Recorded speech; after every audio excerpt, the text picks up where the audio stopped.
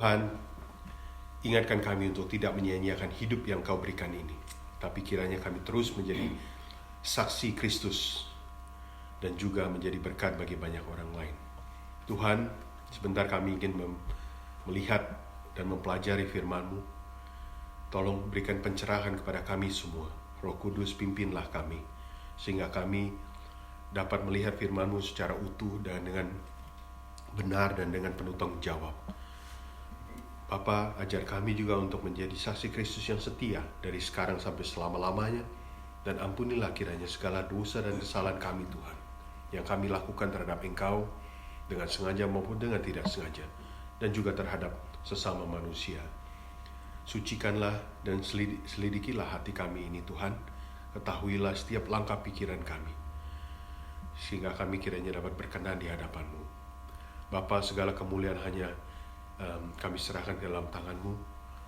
Tuhan Yesus Kristus, Tuhan dan Juru Selamat kami, dan kiranya Engkau pimpin hamba, Tuhan, dengan segala kerendahan hati dalam menyampaikan firman-Mu pagi hari ini.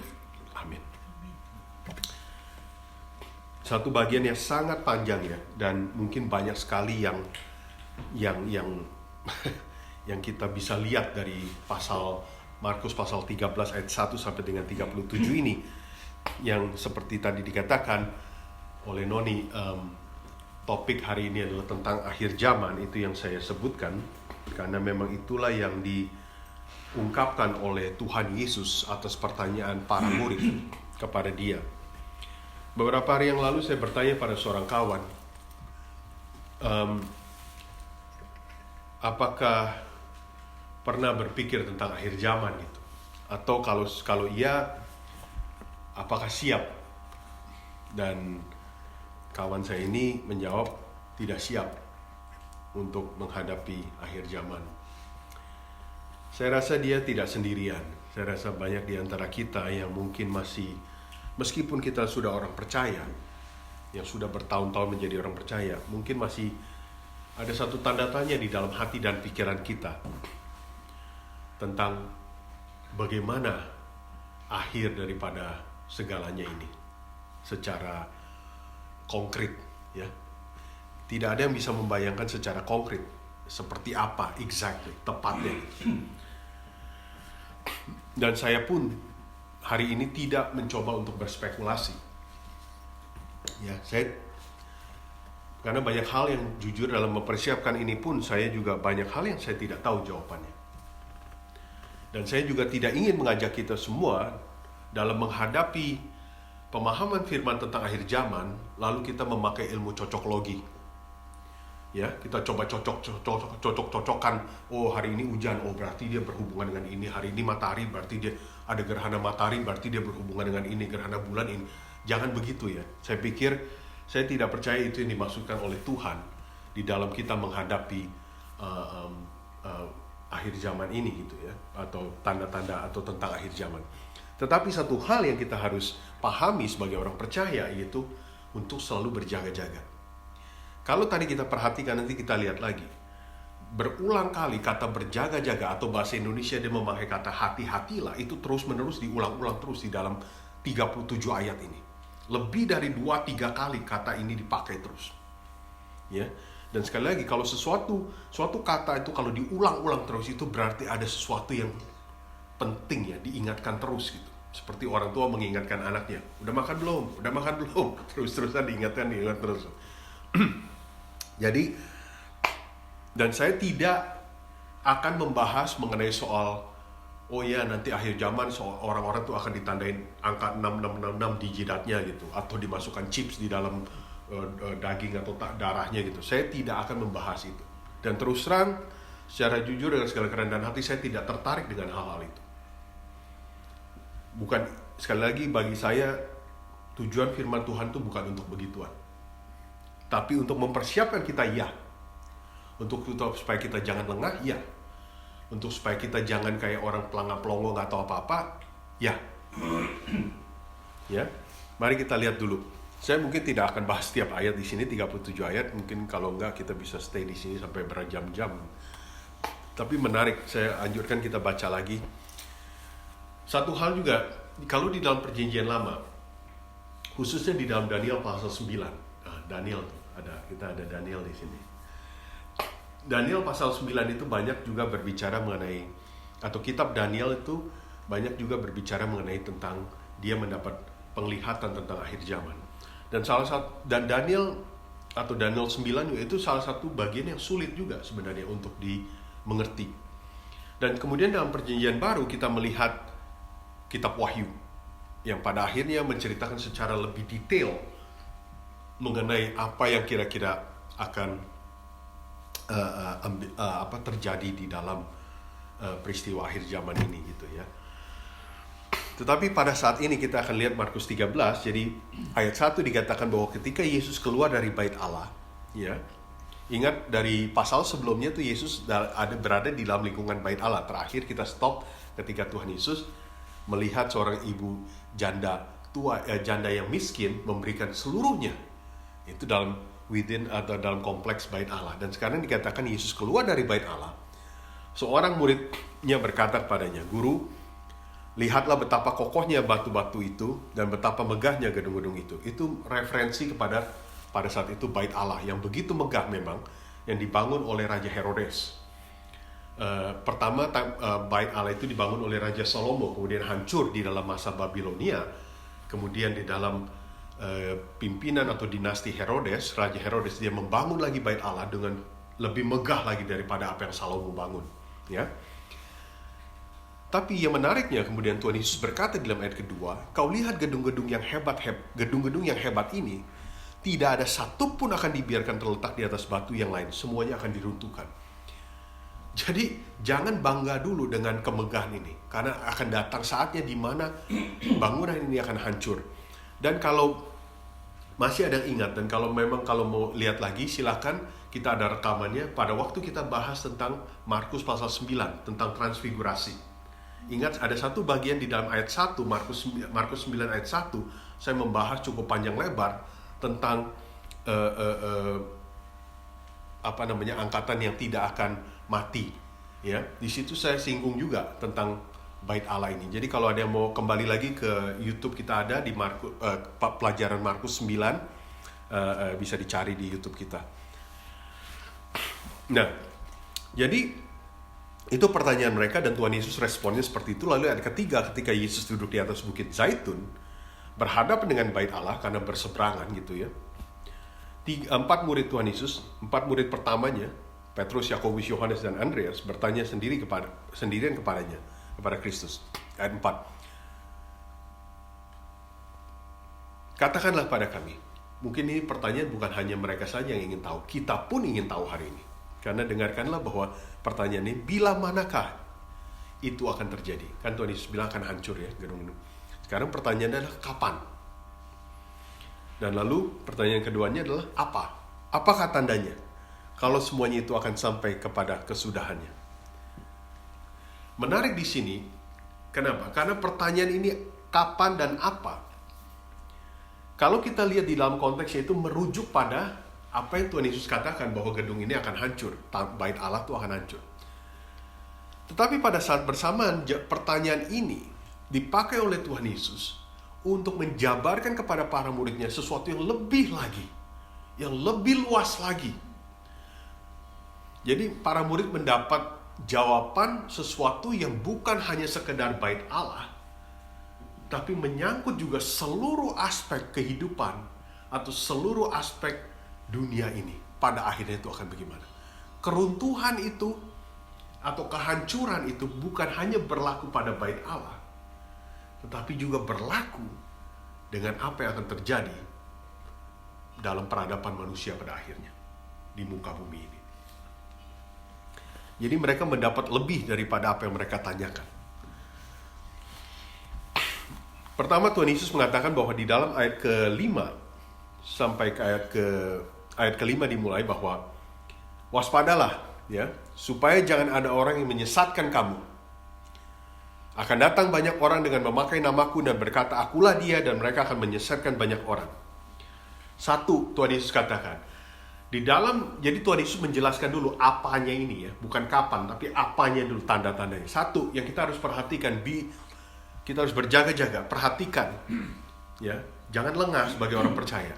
Akan datang masanya di mana akan banyak orang yang akan mencoba menyesatkan jemaat atau orang-orang percaya dengan mengatakan bahwa dia adalah Mesias, dia adalah Kristus, dia adalah Yesus.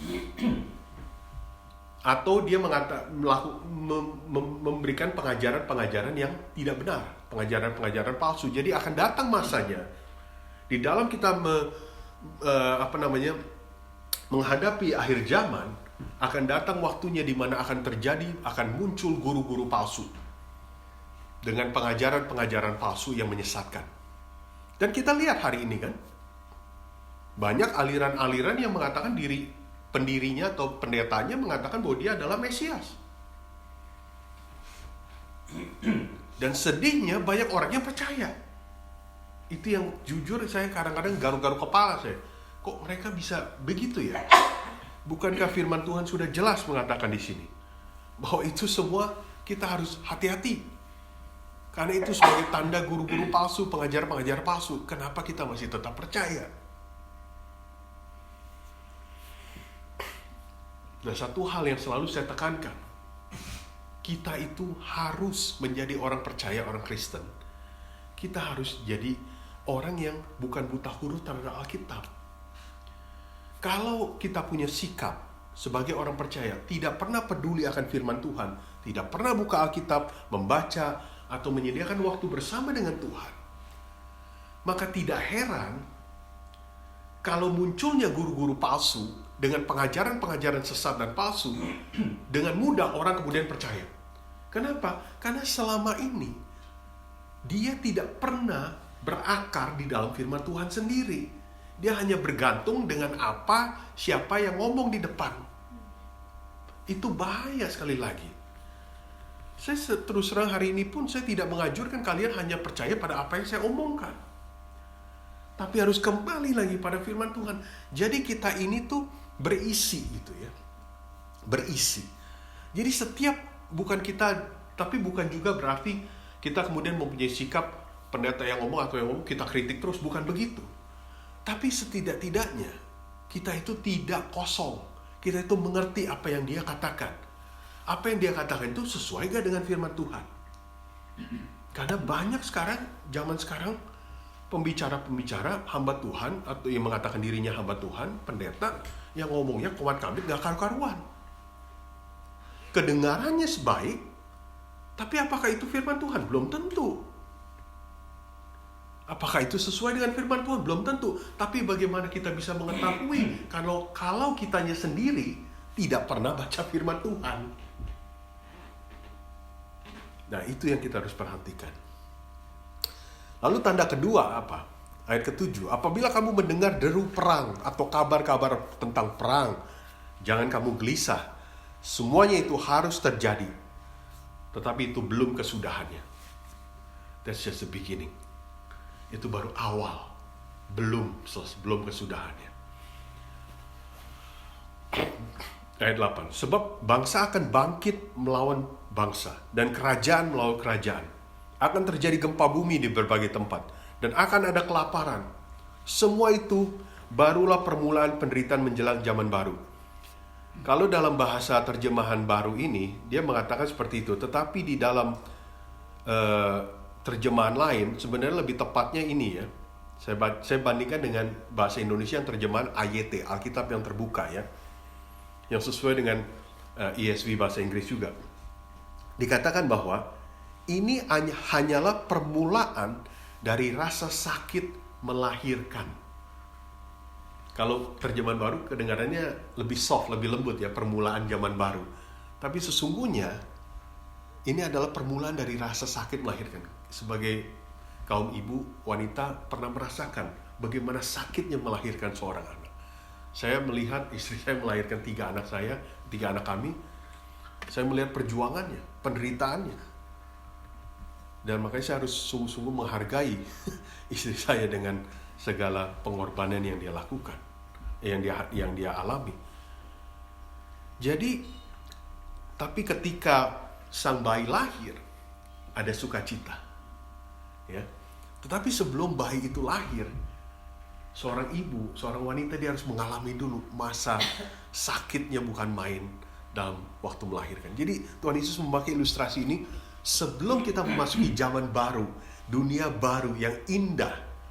Kita ini semua atau dunia ini akan mengalami masa-masa penderitaan yang sakit ini. Dan kita pun tidak luput, orang-orang percaya. Nah, dikatakan satu nih, tetapi kamu ini, ayat 9, ini satu kata yang tadi saya katakan ya, hati-hatilah, atau sebenarnya bahasanya lebih tepat, berjaga-jagalah, be on guard. Satu, pertama kali diungkap nih, di dalam 37 ayat ini pertama kali ayat 9. Tanda ketiga apa? Kamu akan diserahkan kepada majelis agama, dan kamu akan dipukul di rumah ibadat, dan kamu akan dihadapkan ke muka penguasa-penguasa dan raja-raja karena aku sebagai kesaksian mereka. Sebelumnya yang tadi, tanda kedua, perang, gempa bumi, itu pun sudah kita lihat. Ya, perang sampai hari ini pun masih terus terjadi. Gempa bumi pun masih terus terjadi. Tsunami dan segala macam terus masih terjadi. Tapi sekali lagi, ini hanyalah awal. Kadang terus terang saya serem juga bacanya. Awal aja udah begini. Apalagi nanti. Ya, kemarin ini kita COVID-19. Melbourne lockdown. Gila-gilaan. Kita aja udah merasakan betapa sulitnya itu. Lalu orang mencoba menduga-duga kan. Apakah COVID-19 ini adalah tandanya nih. Tapi kita nggak tahu. Tapi yang jelas sakit penyakit segala macam, kelaparan sampai hari ini pun masih ada. Dan ini semua masih Tuhan Yesus katakan tanda-tanda ini jangan gelisah, jangan heran, jangan kaget. Ini semuanya adalah baru awal. Seperti seorang yang ingin melahirkan rasa sakit itu.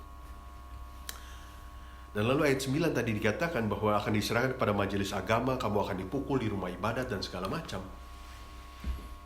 Dalam konteks para murid Tuhan Yesus, itu kita melihat realisasinya menjadi kenyataan ketika kita baca kisah para rasul. Ya, ketika kita baca kisah para rasul, saya kaitkan dulu dengan ayat 10 ya. Tetapi Injil harus diberitakan dahulu kepada semua bangsa. Jadi di dalam masa menuju akhir zaman ini, pengabaran Injil itu harus justru terus dilakukan.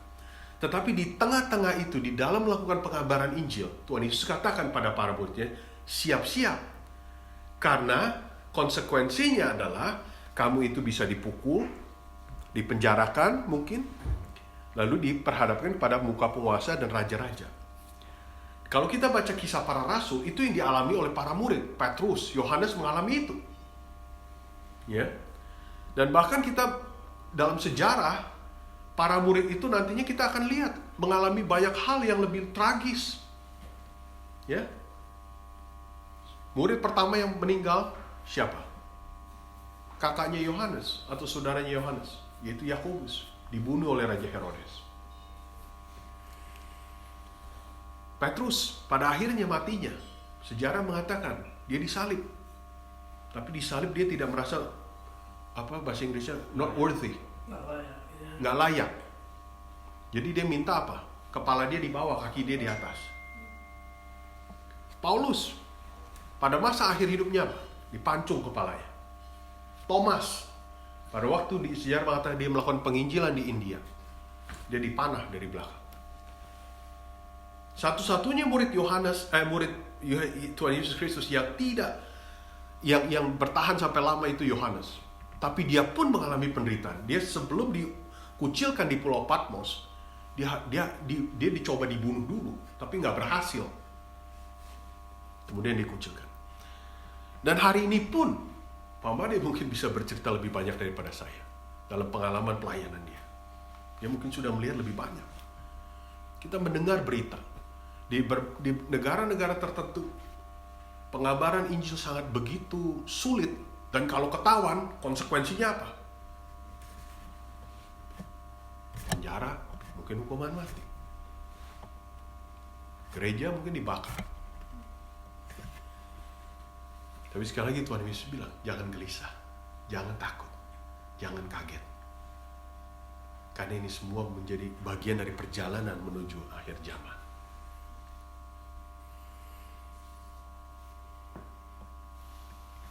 Tapi pekerjaan Injil tidak boleh stop.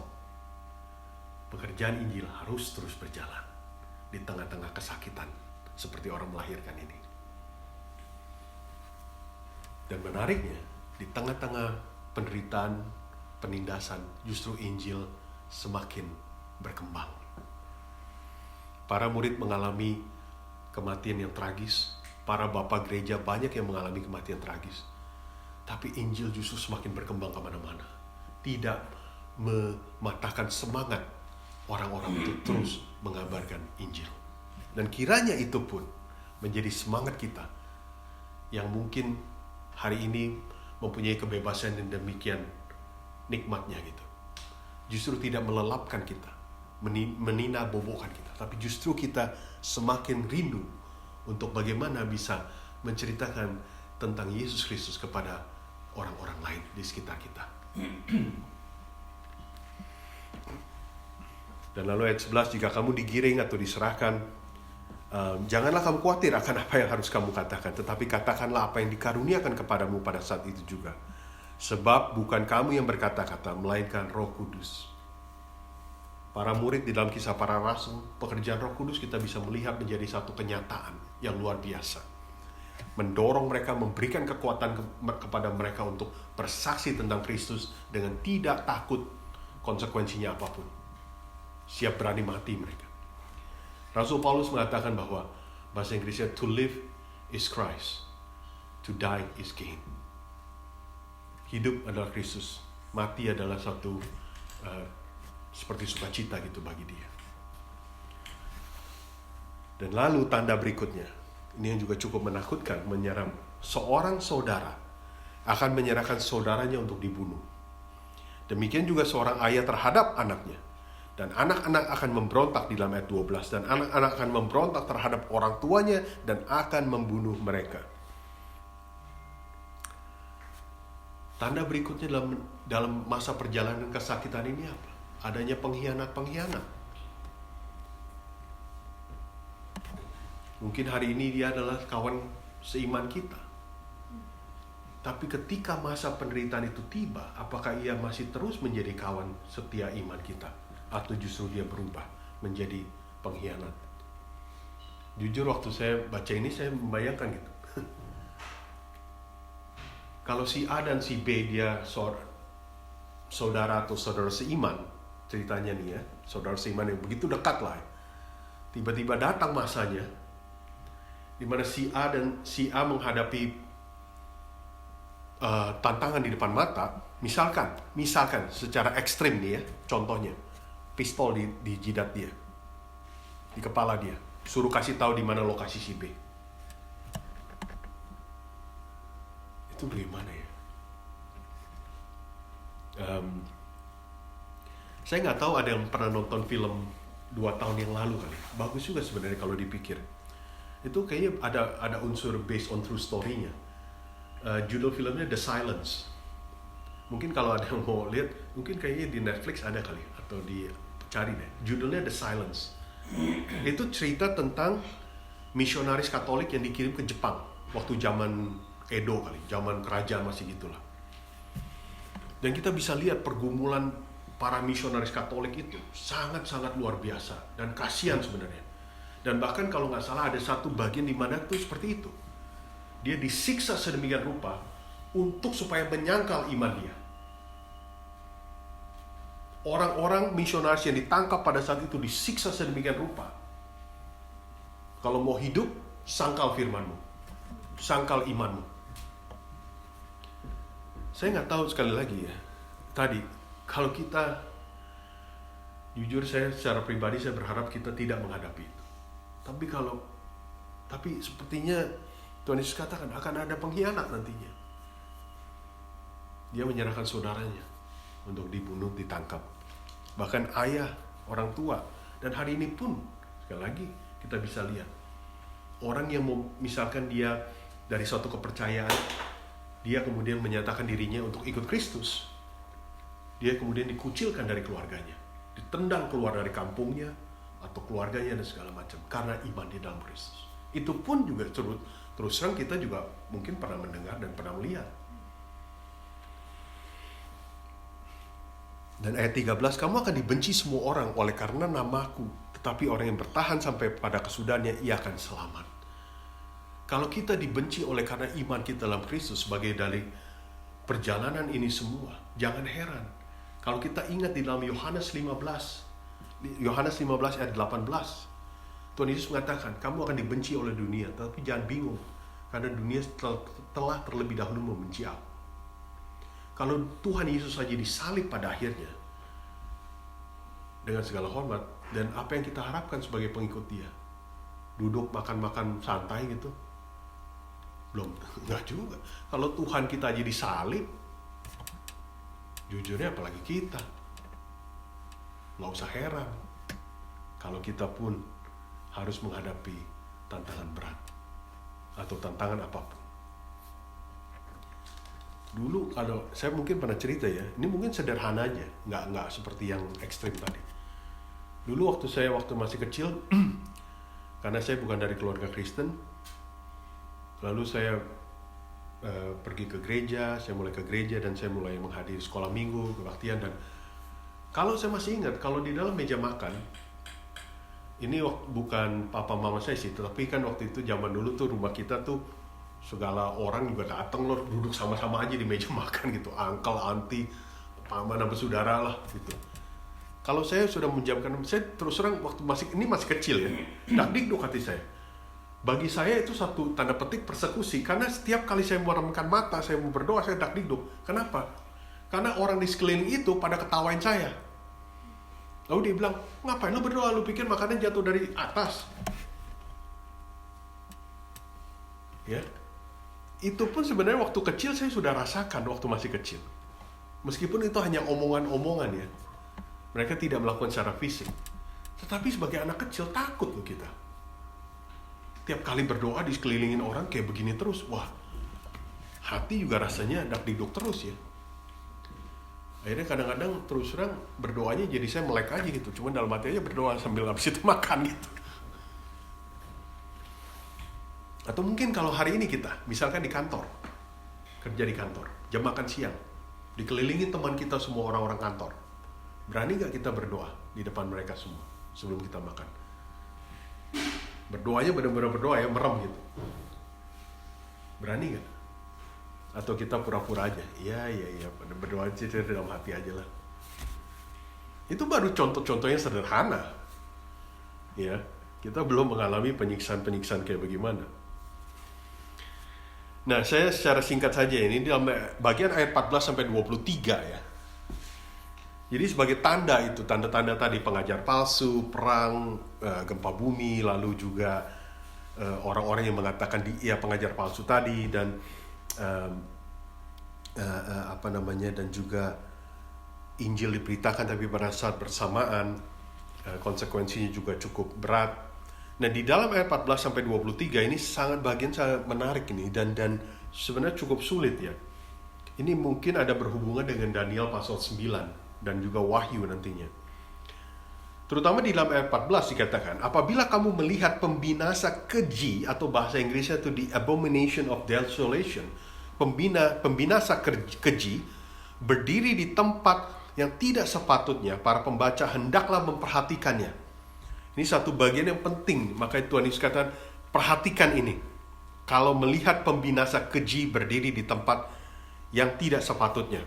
Kemudian seperti yang tadi kita bacakan, contohnya orang yang sedang di peranginan di atas rumah, janganlah ia turun masuk untuk mengambil sesuatu dari rumahnya. Dan orang yang sedang di ladang, janganlah ia kembali untuk mengambil pakaiannya. Celakalah ibu-ibu yang sedang hamil atau menyusukan bayi pada masa itu. Berdoalah supaya semuanya itu jangan pada musim dingin, yang terjadi pada musim dingin. Sebab pada masa itu akan terjadi siksaan seperti yang belum pernah terjadi sejak awal dunia yang diciptakan Allah sampai sekarang, dan tidak akan terjadi lagi. 14 sampai ayat 23 kalau kita perhatikan itu cukup memang deskripsi daripada Tuhan Yesus itu betul-betul berat itu ya. Sampai ibaratnya kalau kamu di atap rumah jangan turun lagi, langsung pergi. Kamu di ladang nggak usah balik lagi, langsung pergi semuanya. pergi ke tempat yang untuk ngumpat atau tempat gunung. Jadi itu menunjukkan ada satu urgensi, waktu yang mendesak gitu. Sampai nggak ada lagi waktu untuk kembali lagi lah mikirin bawa baju, bawa apa, bawa paspor, nggak ada lagi yang begituan semua. Pergi, lari langsung. Nah, pembinasa yang keji ini siapa? Ya. Di dalam ayat 14 sampai 23 ada dua pandangan sebenarnya. Ini sedikit ilmu teologi ya. Pandangan yang mengatakan bahwa ini sudah terjadi. Terjadinya apa? Pada waktu bangsa Romawi di bulan Agustus tahun 70 menghancurkan Yerusalem dan Bait Allah rata. Dan pada waktu saat itu terjadi, kekejaman itu luar biasa. Bangsa Romawi itu nggak main-main. Ya. Peminasa keji itu ini sedikit ilmu teologi ya, supaya mungkin jadi tahu kalau ada dengar. Kelompok ini yang memegang paham ini disebut kelompok preteris.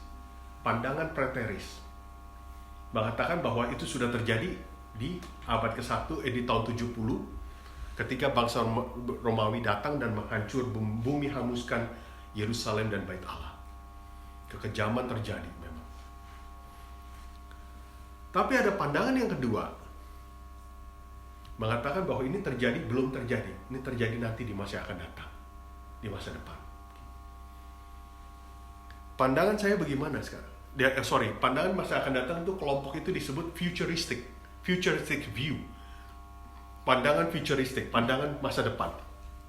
Kelompok preteris yang mengatakan sudah terjadi waktu zaman Romawi datang. Kelompok yang kedua mengatakan belum terjadi, terjadinya nanti di masa yang akan datang. Tapi pandangan saya mengatakan bahwa kelompok preteris betul. Memang Romawi itu kejam, abad 70 sudah terjadi. Tetapi saya memegang paham bahwa tapi tidak stop hanya di situ. Karena ini semuanya adalah awal. Finalnya nanti dari segalanya akan terjadi di masa yang akan datang. Jadi ini belum selesai.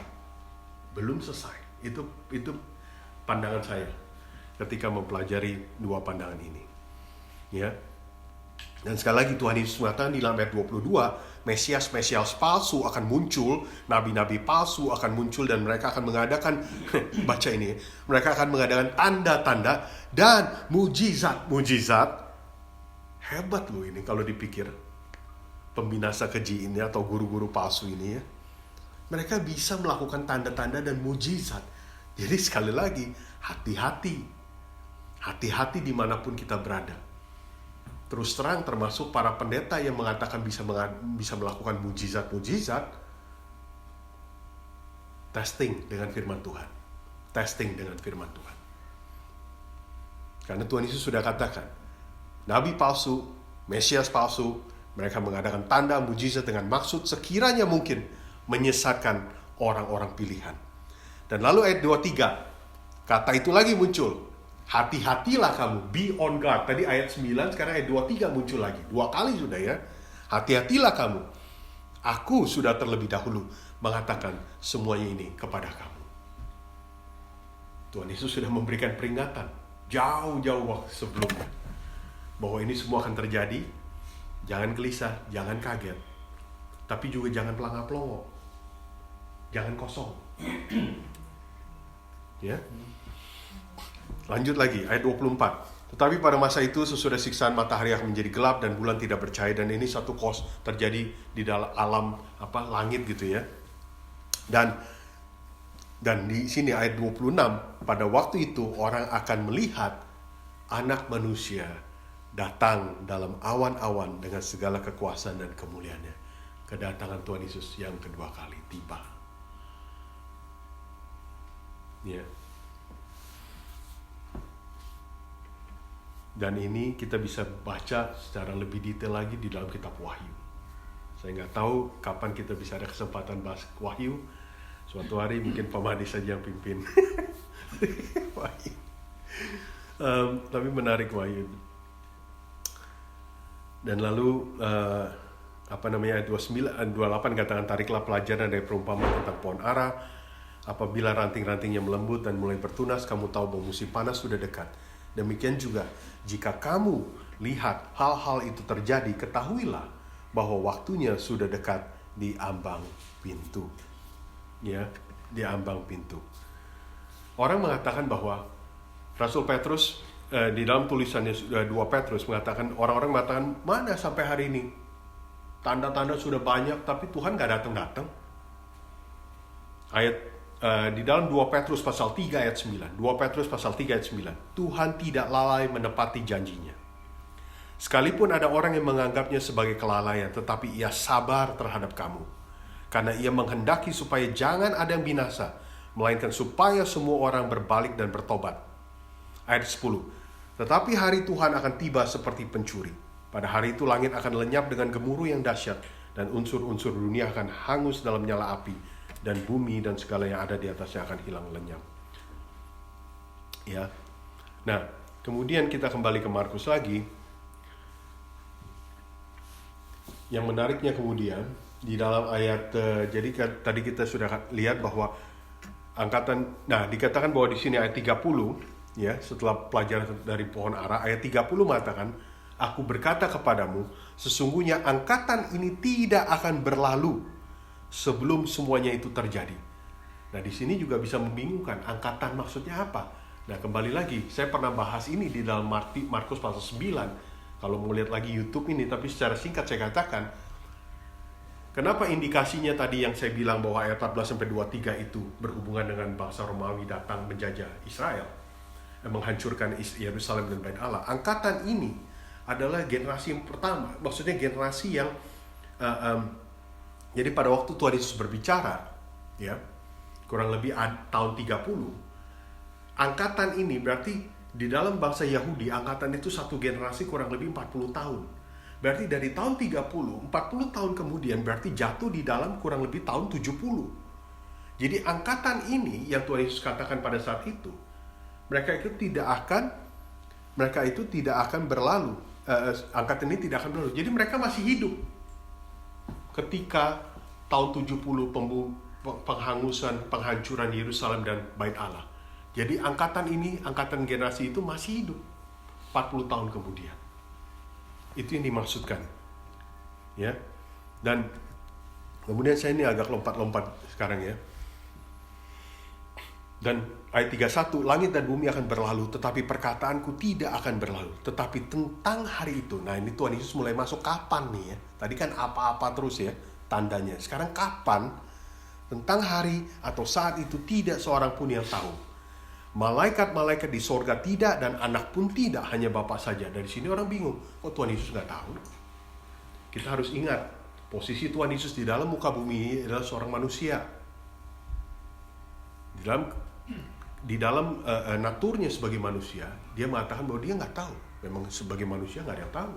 Justru kalau ada manusia yang bilang, ada aliran-aliran mengatakan, pendiri-pendiri mengatakan, oh Tuhan Yesus akan datang tahun sekian dulu. Pada waktu memasuki tahun 2000 dari tahun 99, orang ada memprediksi bahwa oh ini akan terjadi kiamat. Kenapa? Karena tahun 2000 angka-angka di komputer nggak bisa whatever lah. Ada orang yang memprediksi dan sekali lagi sedihnya banyak orang yang percaya. Nah itu yang saya sekali bingung. Sudah jelas-jelas Tuhan Yesus katakan tidak ada yang tahu. Seperti tadi Petrus dalam 2 Petrus 3:9 pasal 3:10 mengatakan dia akan datang seperti pencuri. Kita kan nggak tahu pencuri kapan datang. Kalau kita tahu dia pencuri datang kapan datang, dia bukan pencuri dong, dia tamu. Ya kan? Tidak ada yang tahu, tapi masih aja ada orang yang percaya dengan omongan orang-orang yang memprediksi tahun sekian, jam sekian, whatever. Bingung saya terus terang. Dan juga sedih sebenarnya. Lalu ayat 33 kemudian, setelah Tuhan Yesus bilang tidak ada yang tahu, hanya Bapa saja yang tahu.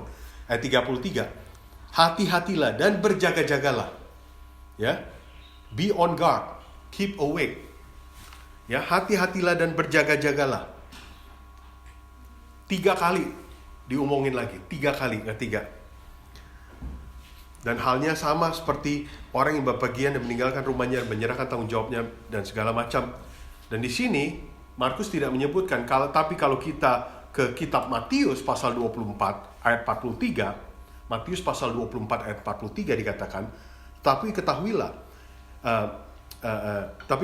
ini, jika tuan rumah tahu pada waktu mana dan pada malam hari pencuri akan datang, sudah pasti ia berjaga-jaga dan tidak akan membiarkan rumahnya dibongkar. Matius 24 berbicara dalam konteks seperti Markus 13. Hanya Matius mengatakan kata pencuri seperti pencuri, ilustrasi yang dipakai. Tapi Markus tidak memakai itu. Markus hanya memakai kata Tuhan yang berpergian, kemudian dia pulang malam-malam. Nggak ada yang tahu. Ingat perumpamaan yang pernah cerita tentang 10 wanita? 5 wanita yang kurang bijaksana dan 5 wanita yang bijaksana. Dia nggak tahu kapan orangnya datang. Tapi begitu sang yang pasangan laki datang, yang ditunggu-tunggu datang, tiba-tiba yang kurang bijaksana tidak berjaga-jaga, nggak ada subuh lagi. Jadi poinnya adalah kita tidak tahu kapan itu datangnya. Ya, kalau saya mengatakan di persekutuan ini, saya bilang saya tahu kapan ini, tolong tendang saya keluar aja. Jangan pakai saya lagi. Berarti saya udah ngaco pikiran saya berarti itu. Ya, itu jadi sudah 3 kali Tuhan katakan. Ya, berhati-hati, berjaga-jaga. Lalu ayat ke-35 dikatakan, karena itu berjaga-jagalah 4 kali. Ya. Sebab kamu tidak tahu bila mana tuan rumah itu pulang menjelang malam, tengah malam, larut malam, pagi-pagi buta. Ayat 36, supaya kalau ia tiba-tiba datang, jangan kamu didapatinya sedang tidur. Ayat 37 yang terakhir, apa yang kukatakan kepada kamu, kukatakan kepada semua orang, kelima kali, kata berjaga-jagalah. 37 ayat, 5 kali kurang lebih Tuhan mengulang kata berjaga-jaganya. Kalau itu kita tidak bisa, kalau kita tidak anggap penting, saya tidak tahu itu kita anggap sebagai apa. Sebab Tuhan mengulang kurang lebih prinsip berjaga-jaga 5 kali di dalam 37 ayat. Berarti berjaga-jaga tentang apa sebagai penutup? 1, berjaga-jaga tentang adanya guru-guru palsu dan pengajaran-pengajaran palsu yang harus kamu perhatikan. Be alert, berhati-hati. Kedua, berjaga-jaga apa? Berjaga-jaga bahwa Injil akan terus diberitakan di dalam masa-masa kesulitan ini, seperti orang yang sedang melahirkan tadi.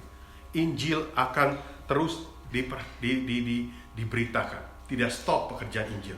Bukan hanya karena kita menuju akhir zaman lalu untuk play it safe, kita semua diam-diam saja. Enggak, justru Injil harus diberitakan. Ketiga, berjaga-jaga tentang apa? Berjaga-jaga tentang di dalam masa ini kita harus sadar bahwa ada konsekuensi terus terang sebagai orang percaya. Kita harus bersiap-siap karena bisa ada persekusi, penindasan terhadap orang-orang beriman. Dan last but not least, yang keempat, berjaga-jaga apa? Taatlah pada Tuhan. Setia. Supaya kamu jangan tidur sampai ia datang kembali. Berjaga-jaga. Jadi saya akan stop di situ. Ya, saya harap kita semua bisa mencerna. Mungkin kita pulang mesti mencerna lagi, berpikir, baca lagi Markus 13. Sekali lagi saya pun masih terus belajar. Banyak hal yang saya juga tidak tahu. Tapi kiranya firman Tuhan pada hari ini bisa memberikan kekuatan pada kita semua untuk terus berjaga-jaga sebagai orang percaya. Mari kita tundukkan kepala dalam doa. Tuhan, terima kasih untuk hari ini, untuk firman-Mu Tuhan. Sekali lagi, bagian yang sangat sulit. Berbicara tentang akhir zaman, kami semua ingin mengetahui apa dan kapan tepatnya Tuhan. Tapi Tuhan, seperti yang Kau katakan, tidak yang tahu kecuali Bapa. Tapi mungkin disinilah keindahannya Tuhan. Untuk kami selalu terus untuk berjaga-jaga dan terus beriman padamu. Dan selalu bersandar dan mendekatkan diri kami padamu Tuhan. Karena waktu itu akan datang dengan tiba-tiba tanpa kami ketahui, seperti seorang pencuri. Dan waktu itu akan datang Tuhan. Dan Engkau akan datang lagi kembali yang kedua kali. Sebagai anak manusia yang dimuliakan. Dari sekarang sampai selama-lamanya. Lindungi kami Tuhan, kuatkan iman kami di dalam perjalanan yang panjang dan berat ini. Dalam nama Tuhan Yesus, doa yang jauh dari sempurna ini kami naikkan. Amin.